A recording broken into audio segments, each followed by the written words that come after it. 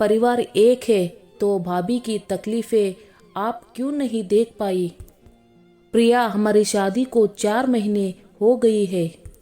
अब इस घर के लोग तुम्हारे लिए अनजान नहीं है। तुम इस तरह से उदास रहेगी तो मैं कैसे जा पाऊंगा? समझता हूँ ये घर तुम्हारे लिए नया है, पर धीरे धीरे यही घर तुम्हें अपना लगने लगेगा।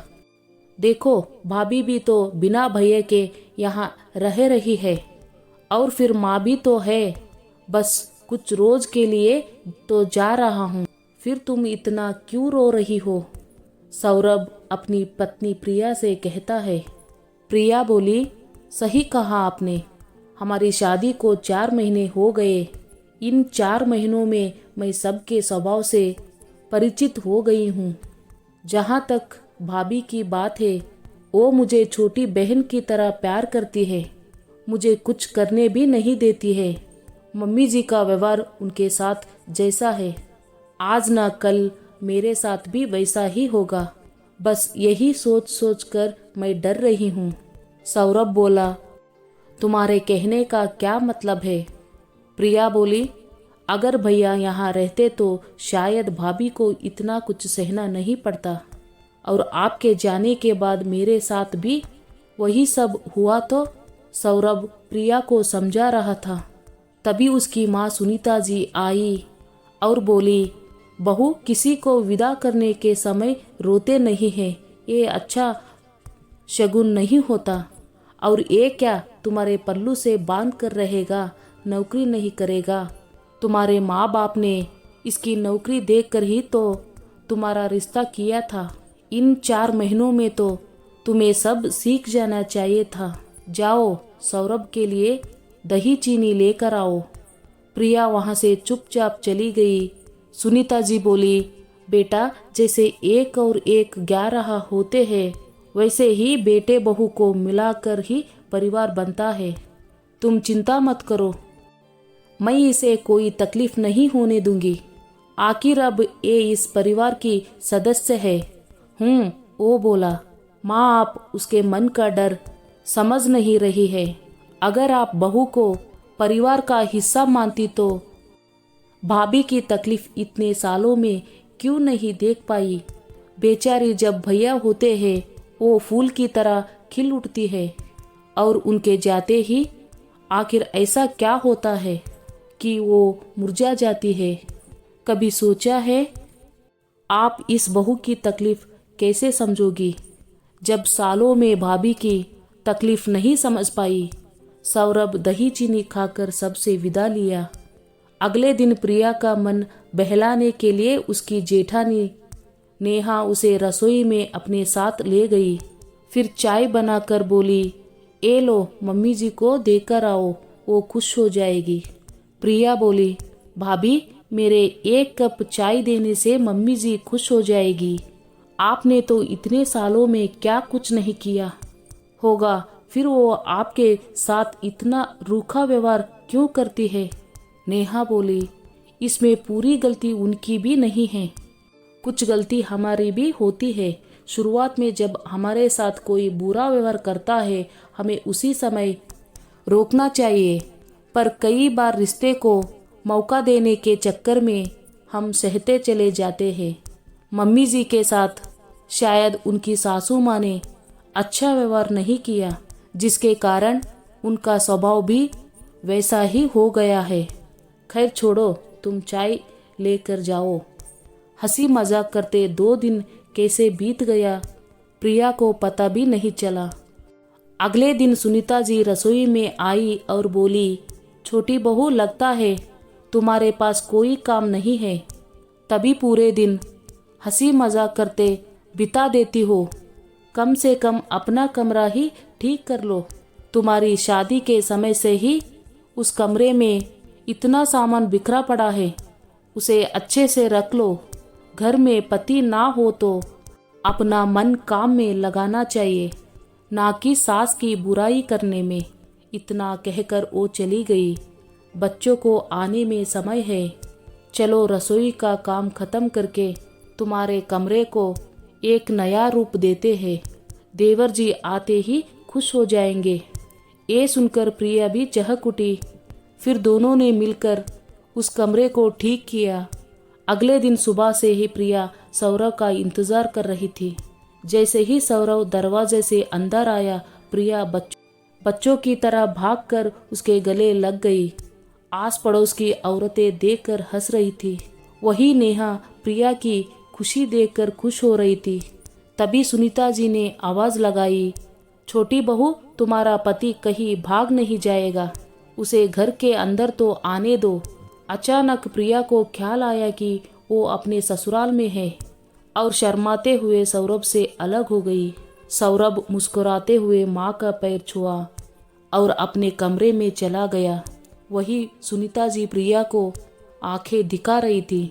नेहा प्रिया को चाय देते हुए बोली, ए लो, जाकर देवर जी को दे दो और जितनी बातें करनी है कर लो, बस थोड़ी देर मम्मी जी के सामने मत जाना। प्रिया सब समझ गई और मुस्कुराते चली गई।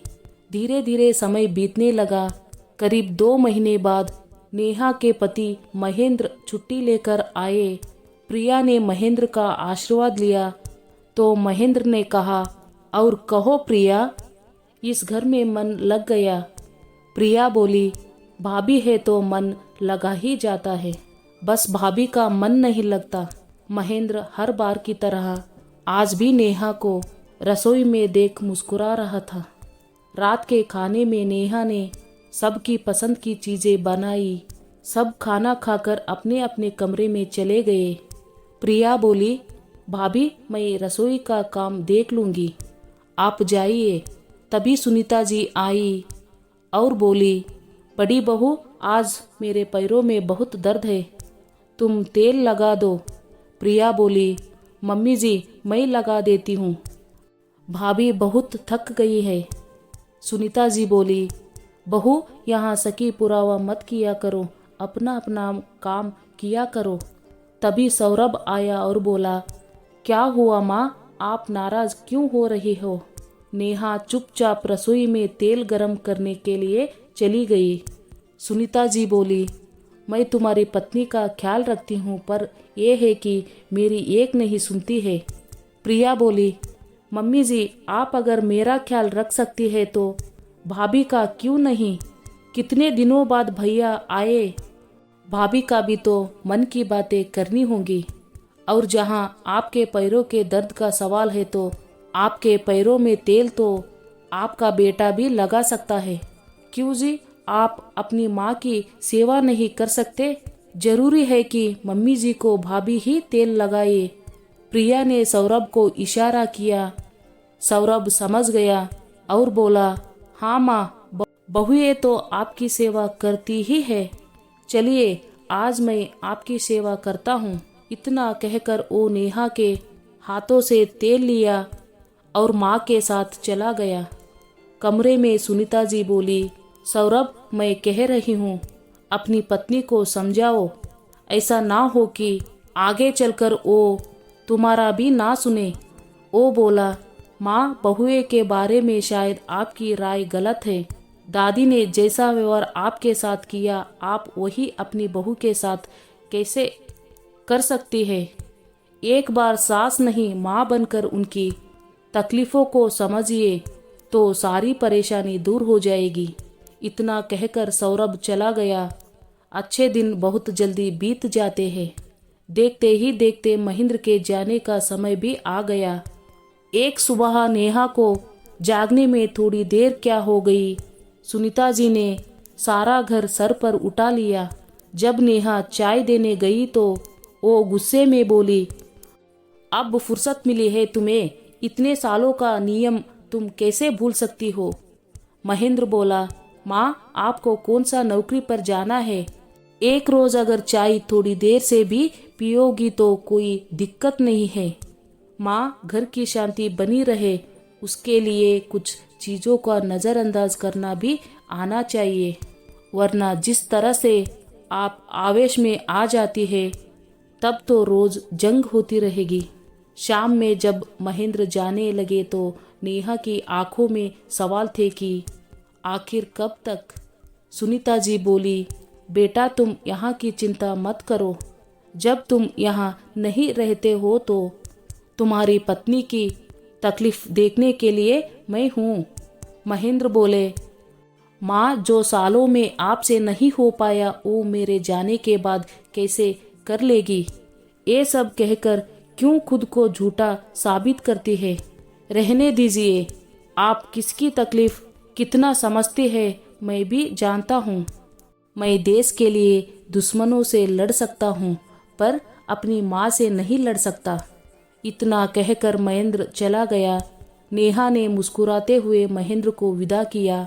प्रिया नेहा से बोली, भाभी आप कहाँ से इतना साहस और धैर्य लाती है, मुझमें तो नहीं है। नेहा बोली, एक औरत धैर्य और शांति दोनों का रूप होती है। बस वक्त पड़ने पर कभी सरस्वती तो कभी काली का रूप लेती है।